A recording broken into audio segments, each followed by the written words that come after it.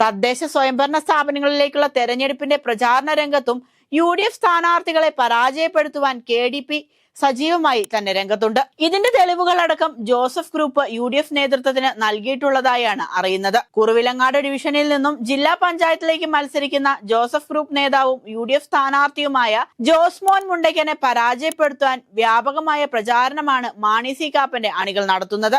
Mani C കാപ്പന്റെ ആകെയുള്ള 10 അണികളിൽ ഒരാളായ Pius Sebastian WhatsApp ഗ്രൂപ്പുകളിൽ ഉൾപ്പെടെ UDF സ്ഥാനാർത്ഥിക്കെതിരെ നടത്തുന്ന പ്രചാരണം UDF നേതാക്കൾ തന്നെ കണ്ടിട്ടും മൗനം പാലിക്കുകയാണെന്ന ആക്ഷേപവും ജോസഫ് ഗ്രൂപ്പിനുണ്ട്.